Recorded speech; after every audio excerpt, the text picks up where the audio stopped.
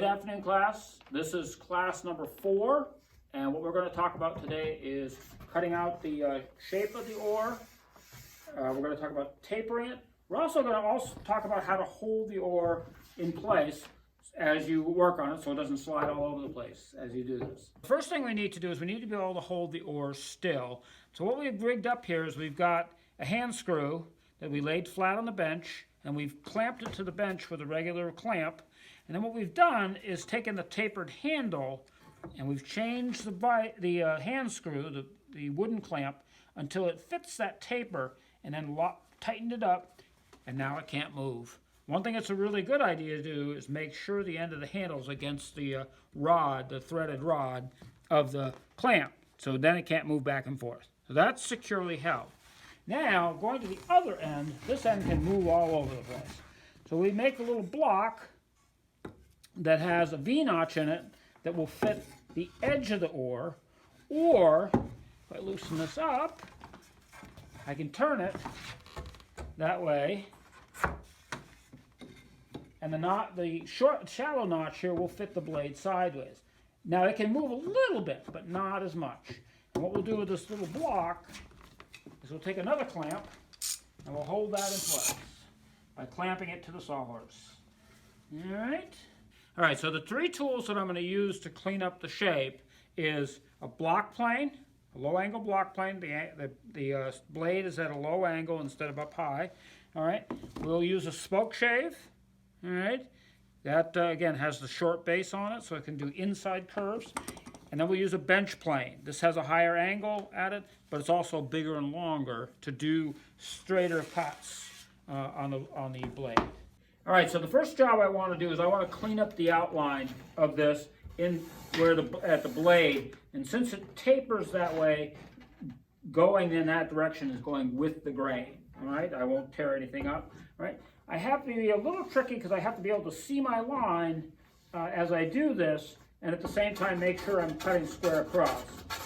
This will be a lot like cutting out the pattern. I'm looking for the high spots. I'm going to take those off first, and I'm going to pick up my glasses so I can actually see.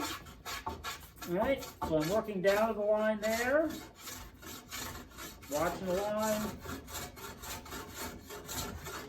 looking over the corner, and I'm using the saw marks as kind of a gauge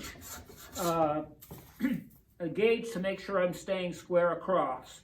If I take off the saw marks on one edge instead of the other, I know that I'm leaning that way and I want to concentrate a little bit on the other. At some point I'm going to lose my saw marks, and then I have to just rely on on staying holding my arms right.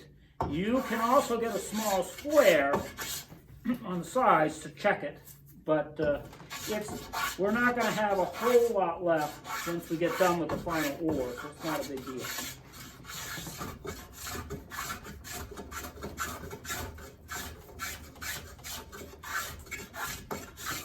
And again, because we drew on the outside of the pattern, we want to go at least halfway into our line.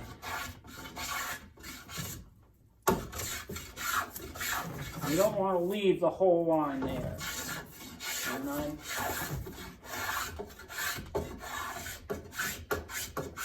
right.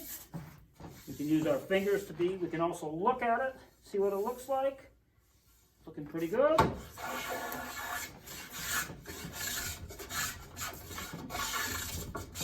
All right, so now I've gotten this part looking pretty good. All right, feels smooth, looks good. So now what I need to do is take the spoke shave, make sure that's set right. Again, look at my line. This will do the inside curve. I don't want to go very far out here because 2 reasons. One is it's tapered down this way, so I'll be going against the grain. I want to come this way for the most of this. So it's just right in here where it comes onto that part. So, again, I'm using the saw marks as a gauge.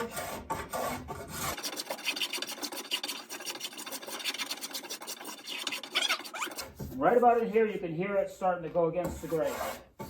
All right?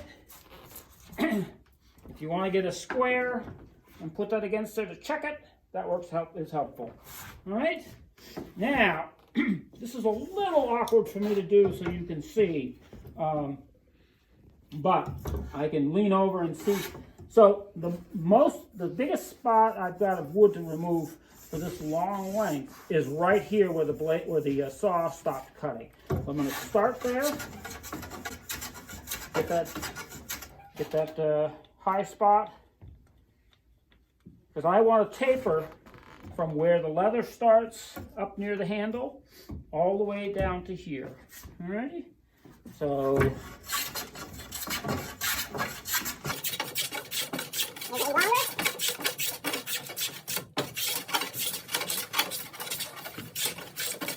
now, you don't want to cross this line up here.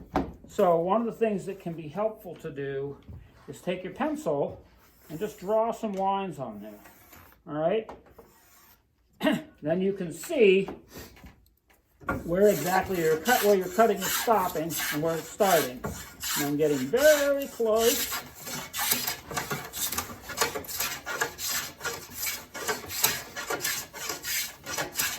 Now, one of the challenges we're going to run into, check out what I'm doing on my line, high right there.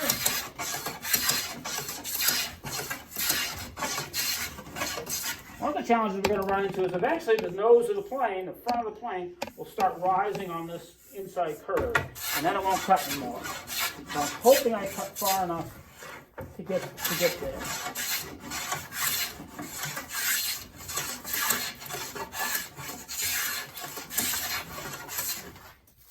All right, pretty good.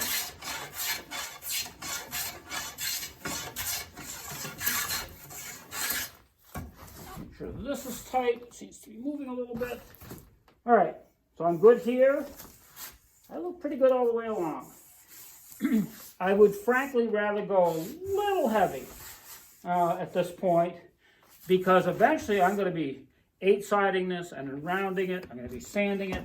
I'll be taking a fair amount of material off. Okay, now I feel a bump right in here. All right, that's where the plane can't get.